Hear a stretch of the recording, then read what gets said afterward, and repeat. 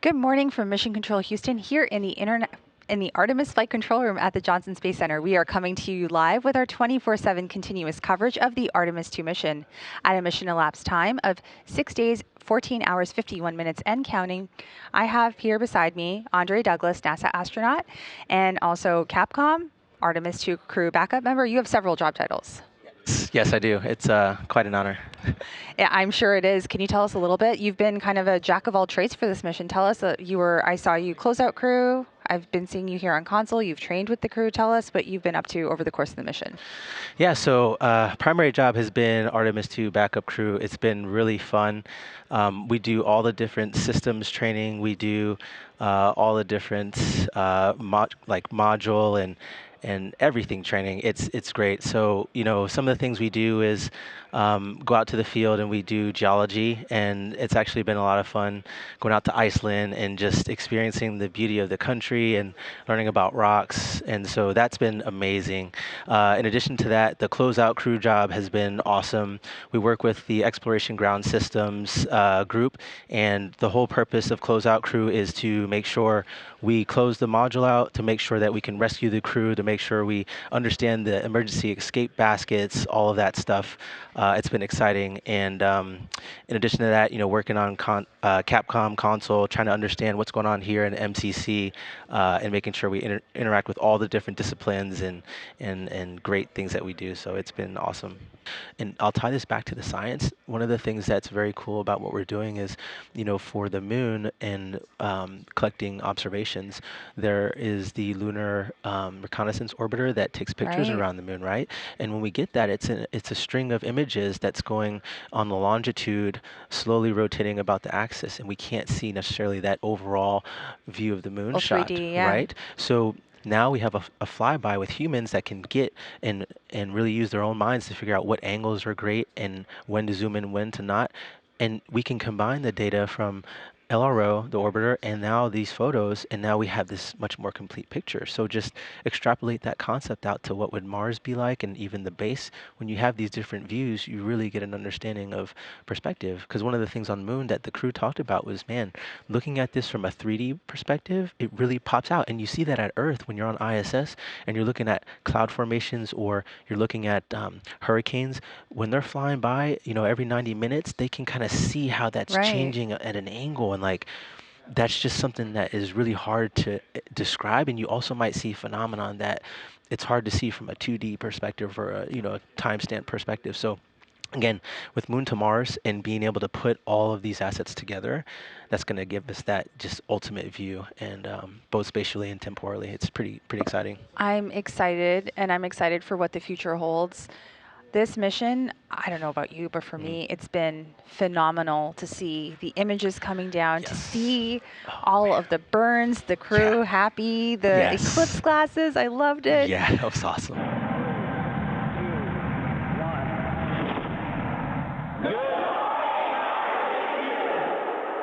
Your friends and colleagues at the Canadian Space Agency wish you another great day on your voyage. Canadians everywhere are inspired by your journey, and we're with you every step of the way. Let's go. You're looking live at a view inside the Orion spacecraft, now on flight day 8 into the first flight of astronauts aboard Orion. All 4 crew members are just wrapping up their post-sleep period, getting ready for the day and getting ready for their daily planning conference. We're expecting that here momentarily when they'll talk down with teams in Mission Control Houston, getting an update on their systems aboard the spacecraft, any plans for today, and asking and answering any questions. Again, some of the activities we expect the crew to participate in today include putting on and measuring for their orthostatic intolerance garments, or OIGs. They'll also get in some exercise, and we will see them in a couple of public affairs events as well. This is Artemis Mission Control. You're looking at a live view inside the Orion spacecraft of our crew on the Artemis II mission. Now a mission elapsed time of 6 days, 19 hours, and 30 minutes. The crew woke up at 10:30 a.m. Central Time today, just completed their post-sleep period and their DPC, their daily planning conference.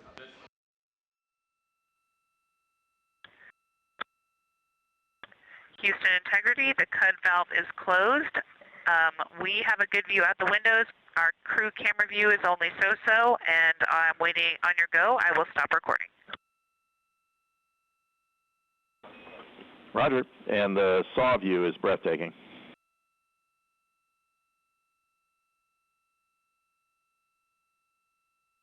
We love a good blizzard.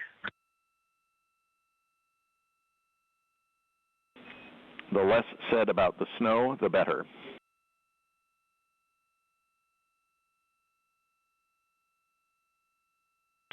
Houston Integrity, we are waving at you out of window 2. It's a beautiful blue little crescent out there. Thank you. We can't quite make you out, but we appreciate the thought.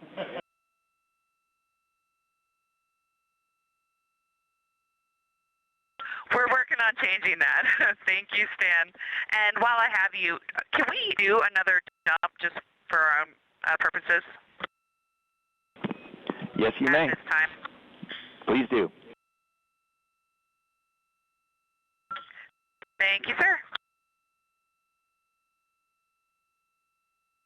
That was NASA astronaut Christina Cook reporting to Capcom Stan Love and all of us here on the Earth that outside the windows of Orion, she can see us right now. Of course, this is a view looking back on the spacecraft from a camera mounted on one of its solar array wings.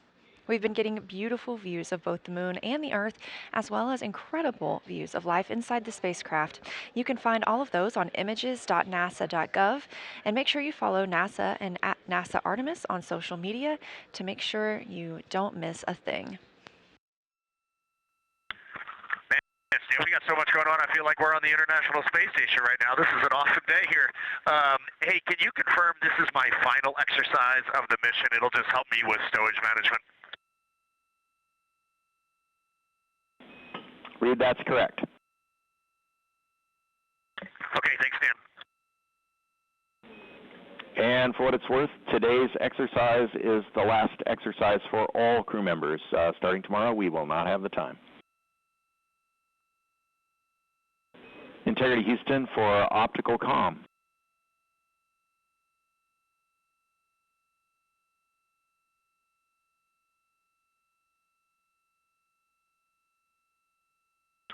Go ahead, Stan. Okay, Reed, long story here. We are still not locked up on optical comm. We suspect solar array blockage.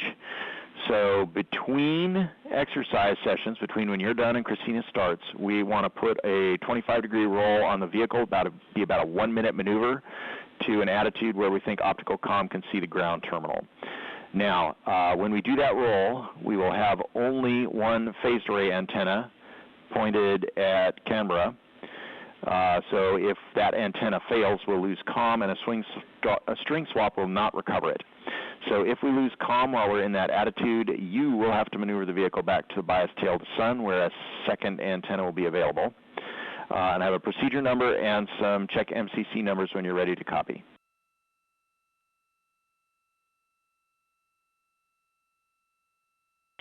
I am complete with exercise, so you can start that team working in that direction. Go ahead, Stan.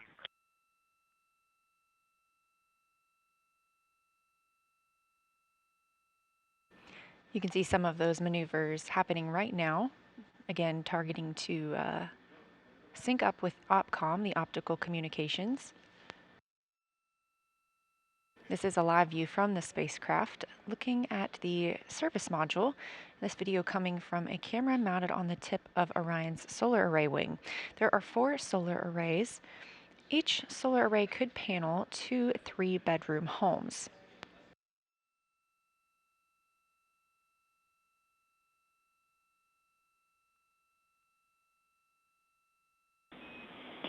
Integrity maneuver and damping complete. We are go for crew exercise.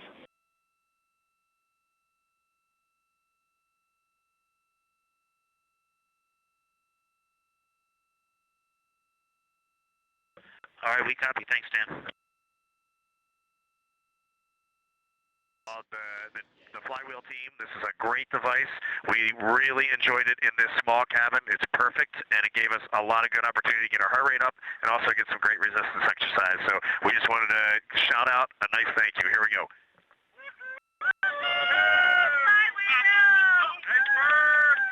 guys! Thanks for the words and the cheers.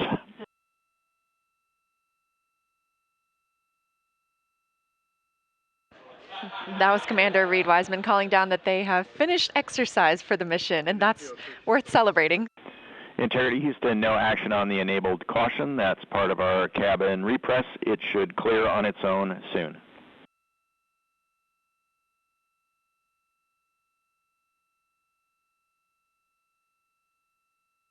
Copy. Thanks, Dan.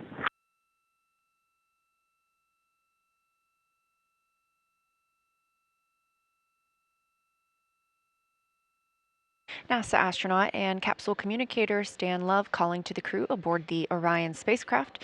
They received a caution about their cabin pressure. However, it will clear out on its own after the oxygen levels out inside the cabin. We are currently repressurizing Orion. There was a demonstration flight test objective to have the cabin pressure at 10.2 psi. That repressurization has been going on for about an hour and a half now, and the pressure is currently at 13.27. We're currently at a mission elapsed time of 7 days and 6 minutes, meaning it has officially been a week since Orion launched to fly around the moon and come back home to Earth, targeting that splashdown in 2 days, 1 hour, 25 minutes in the Pacific Ocean. We do expect to see the crew and hear from them shortly during the Canadian Space Agency Public Affairs event. That'll be in about 40 minutes. He hears us. We got you loud and clear, Josh. Great to hear your voice. We got Jenny and Capcom, and it's great to have you on board Integrity. Thanks for joining. Thank you, guys. We're good? Thank you, thank you, thank you. Jeremy, and to your crew aboard, we have a very special guest tonight who would like to say a few words to you. And so, c'est avec grand plaisir que je passe la parole au très honorable Mark Carney, Premier ministre du Canada. Merci beaucoup, Joshua. Et tout d'abord, Jeremy, je veux commencer en français parce que tous les Canadiens et Canadiennes sont tellement fiers de vous pour bien des raisons, mais c'était incroyable de vous entendre parler français pour la première fois dans l'espace. And as I say, Canadians are so proud of what you're doing and the collaboration. And I just want to have a chance, if I may, I'm thrilled. I'm absolutely thrilled to be speaking with you, Jeremy, and the crew. We've all been watching and inspired. Yeah, Integrity Houston, cabin repress is complete, 14-7, and we'll stay that way for the rest of the mission.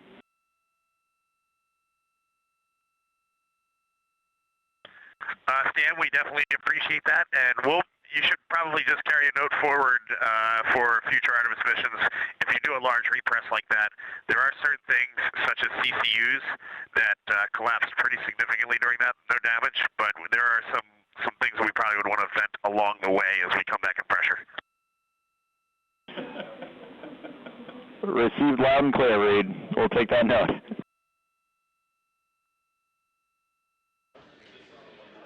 That was Commander Reed Wiseman calling down to the ground.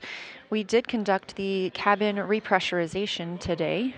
The cabin pressure was kept at 10.2 psi for an extended period of time as part of a test aboard the spacecraft, as this is a test flight, the first flight of humans aboard Orion. Everything we learn is helping us prepare for future missions. Houston Integrity, call in the blind from a Peltor, and just doing a test for the Peltor noise reduction flexible activity. These actually work really well. We have 3 crew members on Peltors, 1 in the toilet, and we're using the Bluetooth feature to talk between them, and they sound really good. Noise canceling makes them very quiet, and then talking to each other with push-to-talk on the headsets.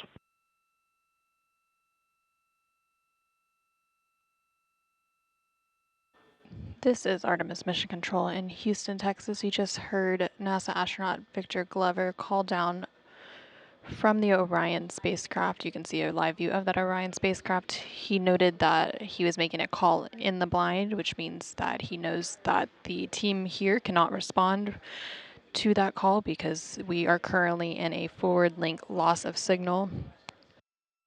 This is Artemis Mission Control. Following that brief data rate change, we now have those live views back of the crew inside the Orion spacecraft. Again, they're working through some stowage activities to start preparing for re-entry prep. They will do a lot of their re-entry preparations tomorrow when they will be reconfiguring the cabin to prepare for splashdown, and they will also be studying their entry procedures. In addition to stowing some of their equipment, they will also be installing their seats to ensure all items are secured for re-entry. We all just had that weird vibe of backing up and we were getting sad.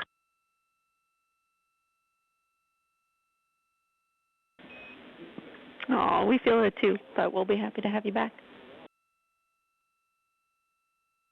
Awesome. Let me have a look, and we'll let you know if we have anything we can tee up for you now.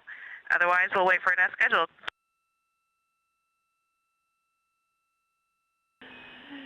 That sounds great, and Victor's spinning is making us giggle. It's really spectacular.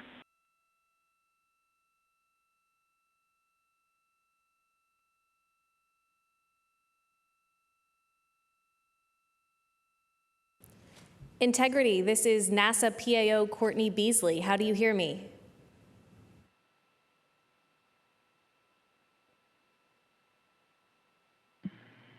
Hey, Courtney, we hear you, but you are very low.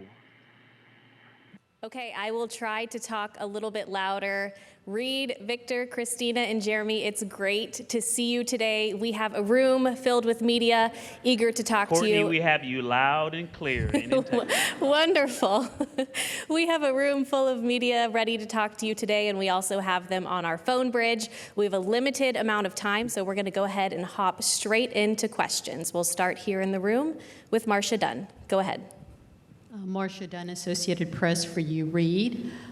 Could you please describe your emotions when Jeremy called down to Mission Control to ask permission to name a lunar crater after your late wife, Carol? It was a pretty emotional, powerful moment down here.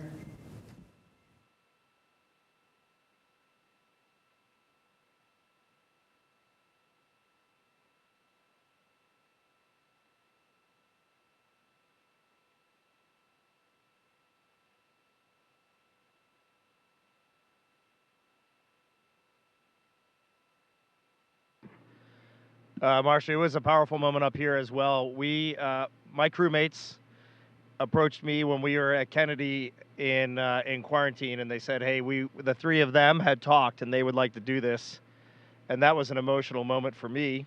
And I just thought that was just a total treasure that they had thought through this and they had offered this. And I said, absolutely, I would love that. I think that's just the best. And I said, but I can't give the speech. I can't give the talk. And Jeremy, the kind of guy he is, he said he would do it. And it was getting emotional there. And I think when Jeremy spelled Carol's name, Carroll, I think for me, that's when I was overwhelmed with emotion. And I looked over and Christina was crying. I put my hand down on Jeremy's hand as he was still talking. It was right there on that rail. And I could just tell he was trembling, and we all pretty much broke down right there. And just for me personally, that was kind of the pinnacle moment of the mission for me. That was, I think, where the four of us were the most forged, the most bonded, and we came out of that really focused on that day ahead. I think that was a very caging moment for the four of us. Thank you for that question, and it was a great moment. And we have seen just some extraordinary things that I thought we might see. They looked similar to what I thought they might look like, and other things that I just had never even imagined. And those were different perspectives that we saw these things from. But I have to say, it hasn't changed my perspective or the perspective that I launched with.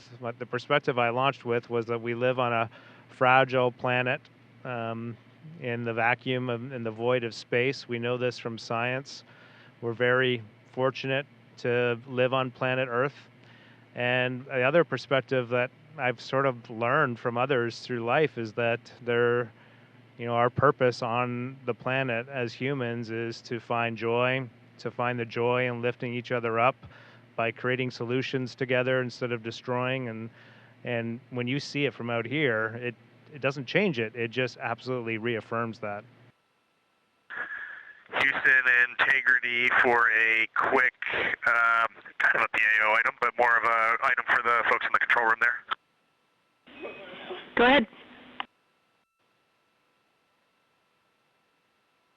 Do you have our video still? We do.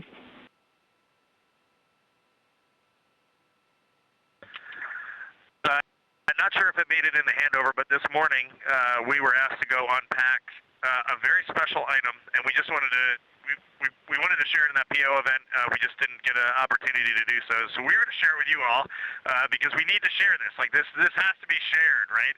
So in Victor's hands here is the Apollo 18 flag that the agency asked to have put on board Artemis II so that it could take its rightful trip around the moon. And the four of us are just honored to have this here. We're honored that it is in our presence, and we are honored to carry the torch from Apollo through Skylab, through the space shuttle, through our beloved International Space Station, and now back further than humans have ever gone, around the far side of the moon, and safely home back to Houston. So we just wanted to share this with you because it needed to be shared. Thanks. Carrying the torch indeed. Thank you for sharing it with us and the world, and we'll look forward to welcoming you and that flag back to Houston shortly.